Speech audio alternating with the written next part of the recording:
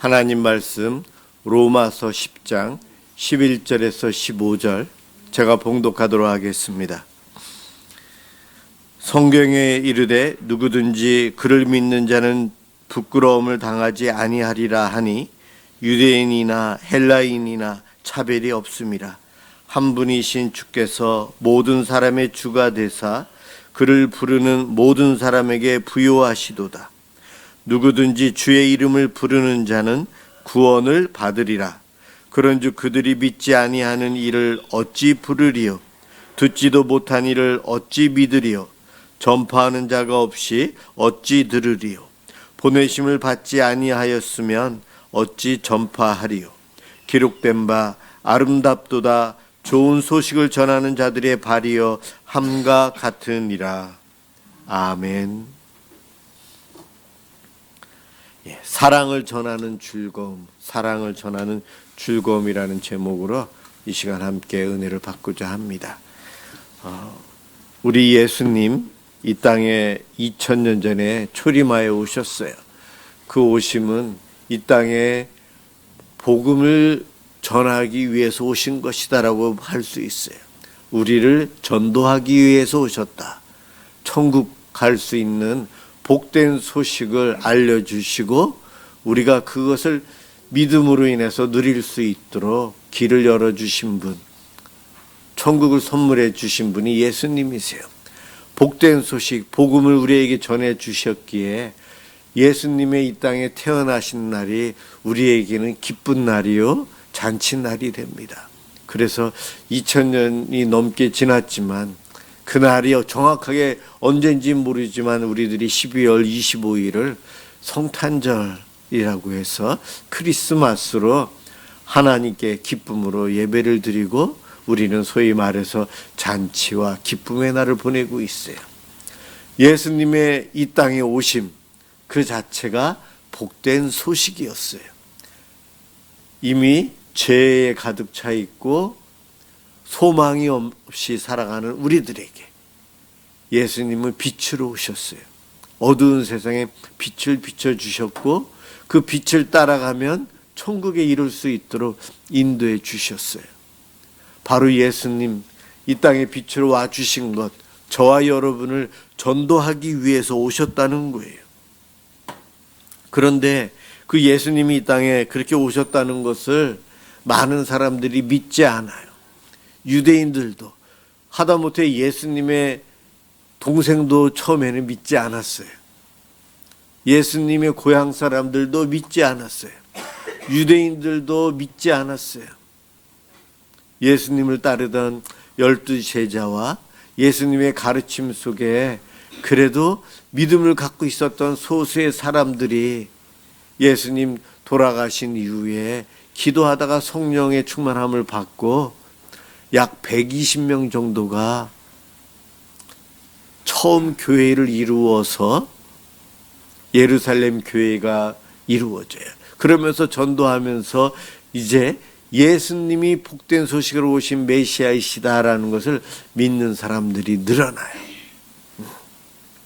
예수님을 믿는 사람들이 늘어나는데 하나님은 오늘 읽은 본문에 보면 모든 사람이 누구나 차별 없이 예수님을 믿으면 구원을 받는다 약속해 주셨어요. 그런데 모든 사람이 들을 수 있느냐? 예수님이 정말 우리에게 천국을 선물해 주신 것입니다. 이것을 못 듣는 사람이 있어요. 북한 땅에 태어난 사람들, 공산주의 국가, 이슬람 국가 이런 데서 생활하고 거기서만 교육받은 사람들은 예수님이 메시아이심을 못 들어봐요. 그래서 듣지 못했기 때문에 배우지 못했기 때문에 예수님을 몰라서 구원을 누리지 못해요. 오늘 본문에는 바울이 평생 전도하면서 선교하면서 살고 나서 그가 내린 결론이 외치는 사람이 필요하다는 거예요. 복음을 말로 전해줘야만이 사람들이 듣고 믿음이 생기는데 전해주는 사람이 없으면 누가 예수를 믿겠느냐. 들려주는 사람이 있어야 한다는 거예요. 주일학교 교사들은 아이들에게, 우리 어린이들에게 예수님에 대해서, 하나님 말씀에 대해서 잘 풀어서 이해할 수 있도록 잘 가르쳐야 돼요. 그럼요. 선포하는 것만으로도 온전히 이해가 안 되니까요. 교사로서 전도하고 선교하는 것은 말씀을 잘 이해할 수 있도록, 믿을 수 있도록 가르치고 전해주는 것. 그것이 교사로서 선교, 전도, 영혼 구원을 위해서 감당하는 일이라고 저는 믿어요. 바울이 열심히 복음을 전하는데 바울과 바나바 이 두 사람이 온 세계 선교, 전도, 인류를 구원하는 데 있어서 아주 핵심적으로 쓰임받은 이가 바울과 바나바예요. 우리는 알고 있어요. 바울의 전도 여행 1차, 2차, 3차, 5차까지도 갔을 수도 있어요. 지중해 일대를 계속해서 배 타고 걸어 다니면서 전도해요. 1차 전도 여행은 약 2년이나 걸렸어요. 약 2,800km 정도, 지금의 거리 한산으로 그 정도가 되는 데를 배도 타고 걸어 다니고 하면서 복음을 전했는데 얼마나 힘들었겠어요. 그런데 이 바울과 바나바가 이렇게 복음을 전할 수 있도록, 전도할 수 있도록 파송한 교회가 어느 교회인지 아세요? 예루살렘 교회가 아니에요. 안디옥 교회예요. 예루살렘 교회는 예전에 솔로몬의 성전이 있던 곳에 마가의 다락방, 아마 그곳을 통해서 예루살렘 교회가 그 근처 어디에 크게 세워졌을 거예요. 120명으로 시작된 예루살렘 교회가 베드로의 전도로 어떤 날은 하루에 3,000명씩 전도가 되었어요. 큰 교회가 되었어요. 12 제자들이 일이 너무 많아져서 다 감당하지 못해서 안수 집사님들을 따로 더 세워야 될 정도로 커졌어요. 그런데 그 교회는 전도, 선교 그걸 잘 몰랐어요. 왜냐하면 거기서 그냥 예배만 드리고 있어도 사람들이 찾아왔거든요. 저절로 다 왔거든요. 전도, 선교. 예루살렘 교회는 유대인들, 거기 온 사람만 전도해도 충분했어요. 다른 생각을 못하고 있었어요. 그런데 이방 지역 안디옥이라는 곳에 작은 교회가 있어요. 이 안디옥 교회는 어떻게 세워졌는지 자세히는 안 나와 있지만 추측합니다. 예루살렘 교회가 핍박을 당했을 때에 헬라파 유대인들이 도망쳤어요. 먼저 1차적으로. 스데반이 죽은 다음 헬라파 유대인들이 도망쳐서 각지로 흩어졌는데 안디옥에 가서 교회 공동체를 이루었다는 거죠. 그 교회가 안디옥 교회가 되었을 것이다.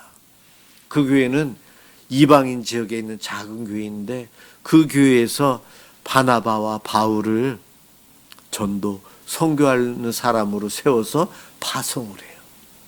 예루살렘 교회가 큰 교회가 한 것이 아니고 작은 교회가 한 거예요. 작은 교회가.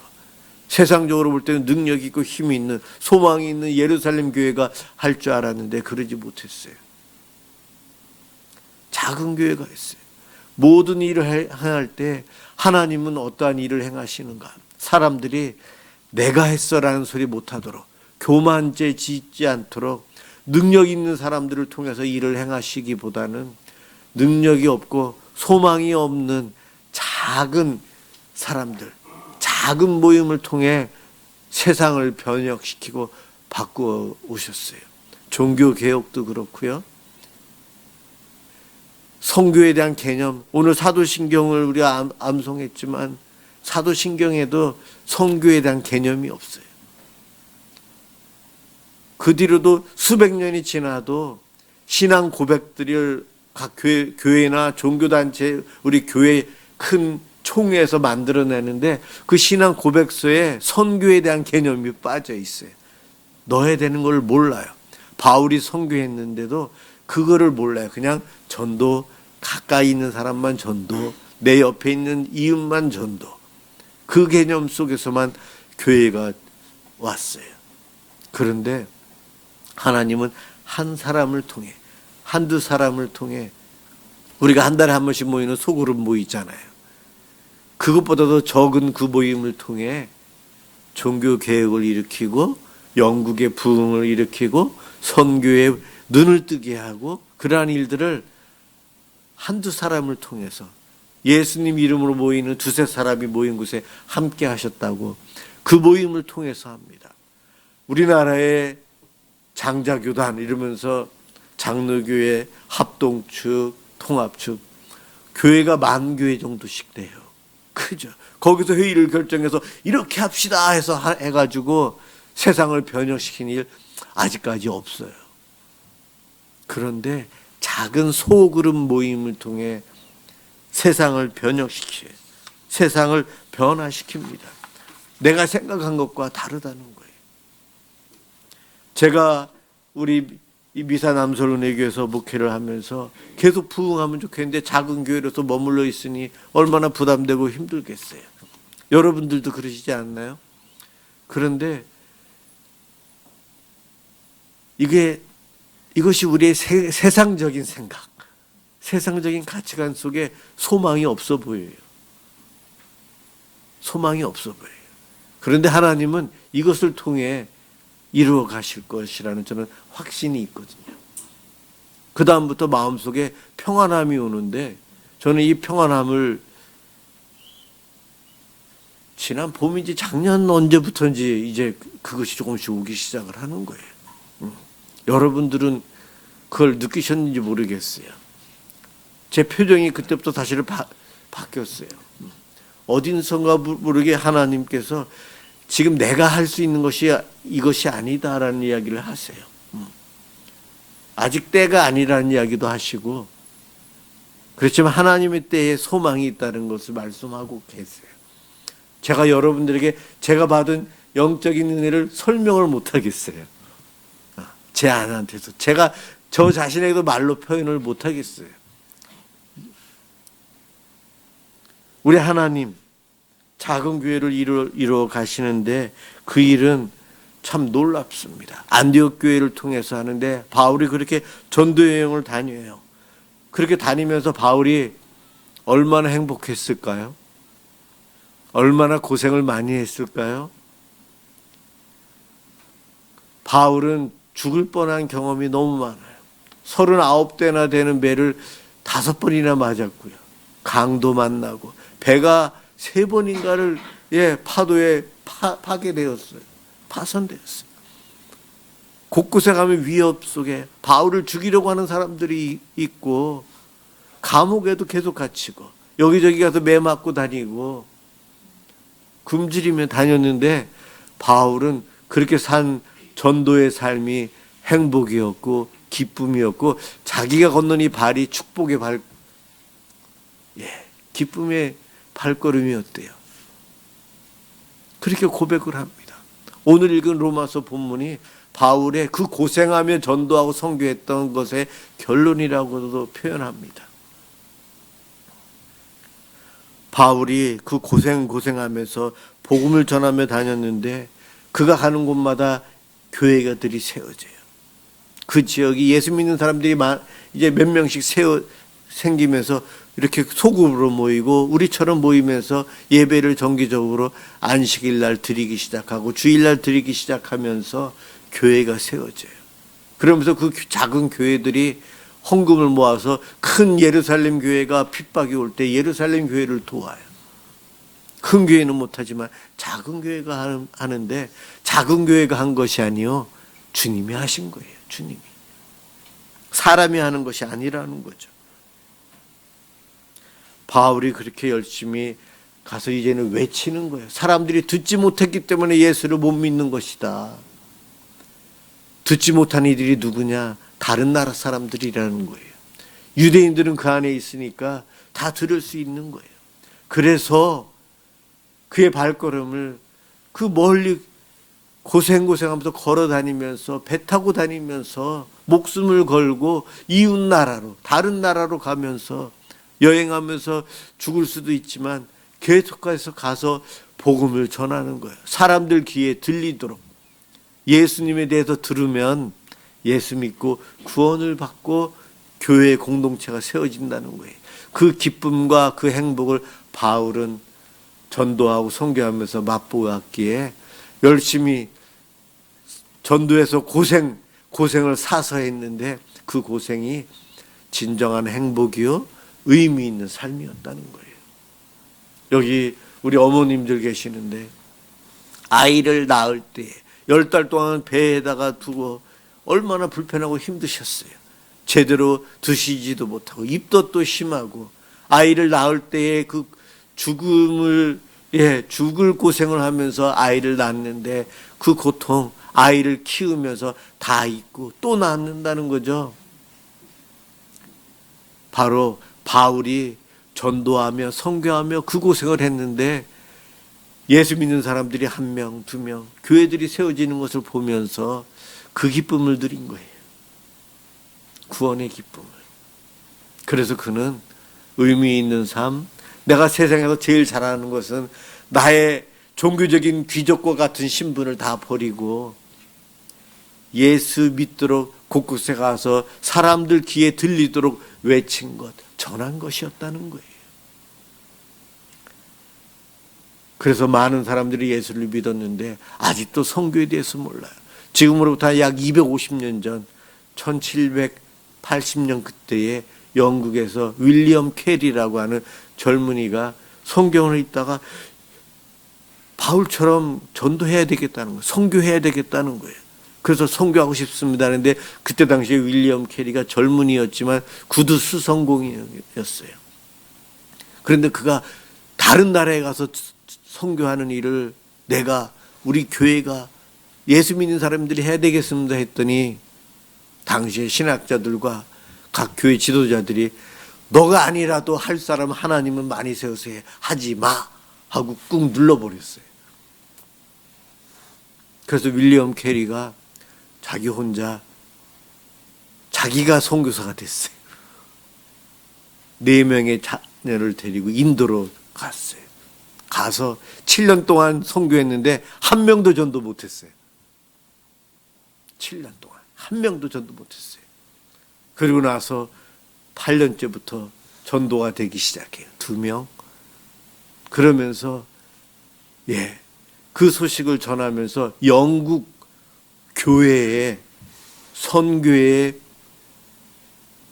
대한 알림을 그래서 영국 교회가 선교에 대한 불이 일어났어요.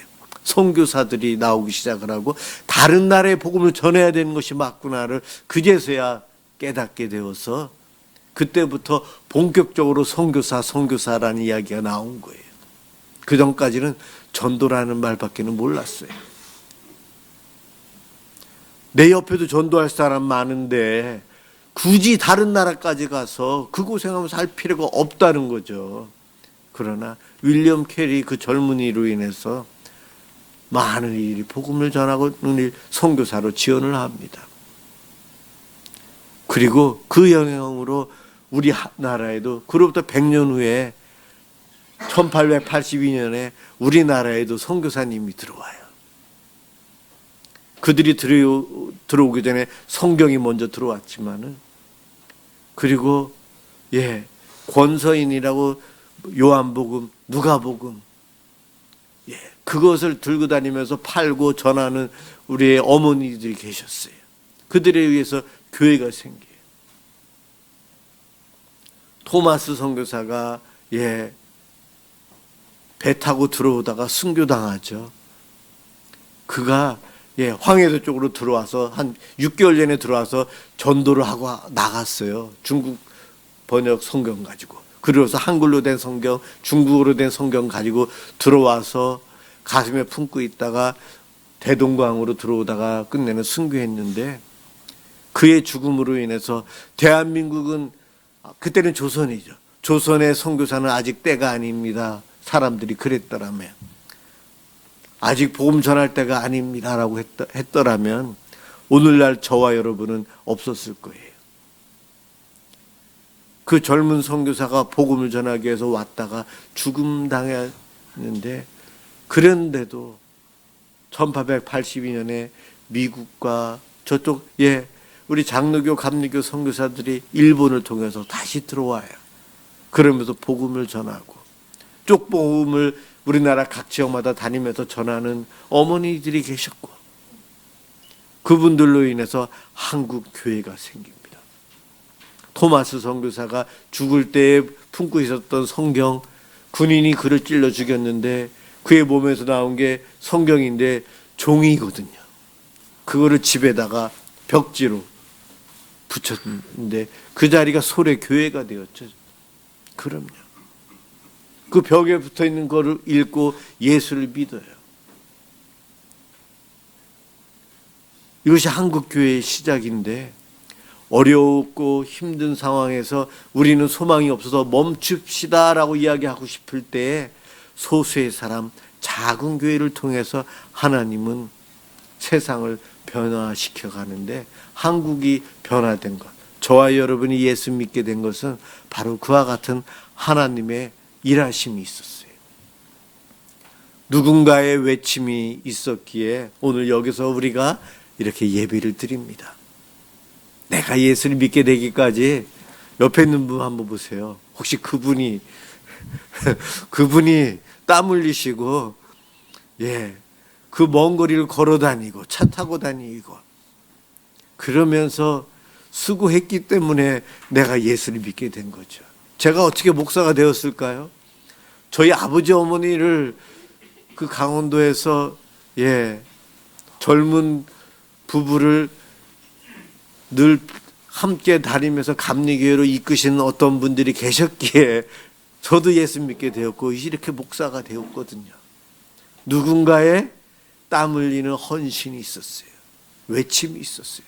여러분, 이 어두운 세상에 저렇게 마구간에 태어난 예수님 누가 믿어요? 안 믿을 것 같은데 복음은 힘이 있어서 저렇게 태어난 아기 예수 메시아로 믿는 사람들이 나와요. 대한민국의 이 어두운 세상에 선교사님들이 왔을 때 서양 귀신이라고 했어요. 그런데도 그들이 전하고 외치고 다니는 복음 자체가 능력이 있어서 사람들이 예수를 믿게 되면서 이 나라가 변화가 됩니다. 이 나라를 살리고 구원해 주신 것 복음의 능력이에요. 어떠한 사람의 노력이 아니고 누군가의 통치가 아니고 복음의 능력이었어요. 우리 미사남설 은혜교회도 여러분 가정도요. 내가 열심히 하면 된다. 세상적인 생각이. 복음이 내 속에 있어서 그 복음이 나를 통해 역사할 때에 내가, 내 가정이, 내 교회가 변화됩니다. 그럼요. 그래서 우리는 복음을 끌어안고 감사하며 그 복음을 외치고 믿으며 살아야 되는 거예요. 나에게 힘이 있는 것이 아니고 복음의 능력이 있다는 거예요. 그것은 사람들이 잘 몰라요. 예수 믿는 우리도 잘 모르는 거 아세요? 그걸 못 믿어요.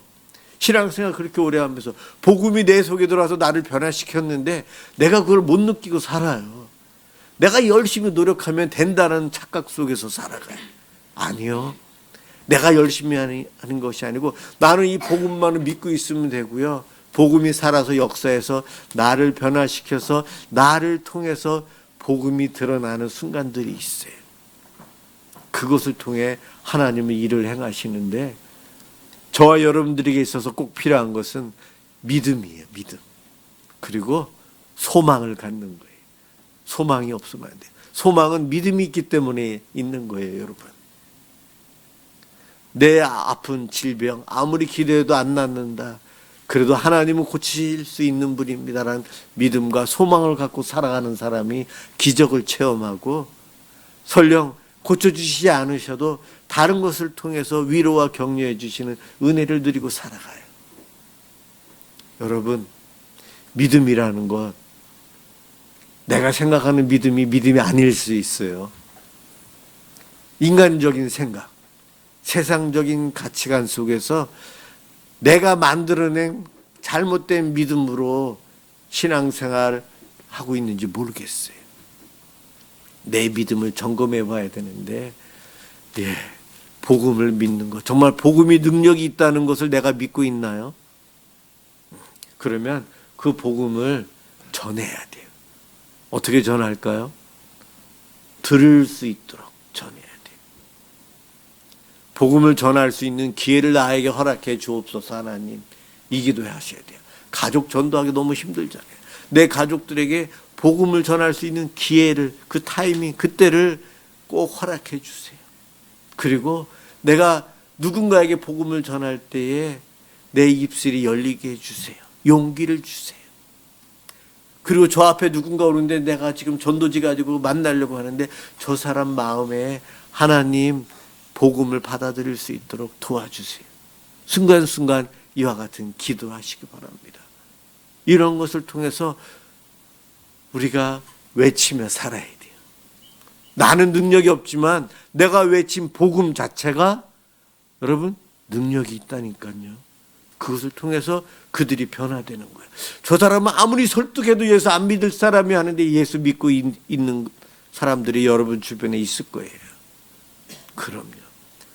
아무리 인간적인 노력과 헌신, 물질 대고 잘해줘도 안 되는데 복음을 들었기에 복음이 역사하기에 예수를 믿습니다. 복음의 능력이 있다는 거예요. 여러분, 우리는 그 복음을 전하는 통로로 쓰임받아야 되는데요. 나를 통해서 한 사람이라도 그리스도께 나아갈 수 있도록 기도하시기 바랍니다. 나를 통해 예수를 만난 누군가 있구나. 그 사람이 누구죠? 그를 생각할 때에 내가 해산의 수고를 통해 낳은 그 기쁨을 드려요. 내가 전도해서 그가 믿음의 사람으로 살아가는 것을 보는 것, 그 얼마나 큰 기쁨이에요. 나를 통해 한 영혼이 구원받은 사람이 있다면 나는 한 달란트 받은 사람이 아니에요. 2달란트, 5달란트 받아서 충성되게 일하였다고 하나님이 칭찬해 주실 거예요. 왠지 아세요? 그 한 영혼이 천하보다 귀하다. 하나님의 기준은 그거예요. 한 영혼이 천하보다 귀하거든요.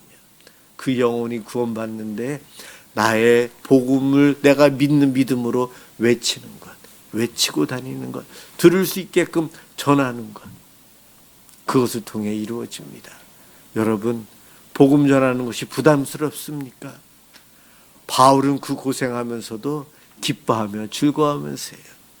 우리도 누군가 내가 전하는 것을 싫어하고 멸시하더라도 우리는 외치고 전하면 누군가 한 사람이 나로 인해서 예수를 어딘가에서 믿고 있다, 그와 같은 소망을 갖고 있다면 더 기뻐하며 즐거워하며 전할 수 있어요.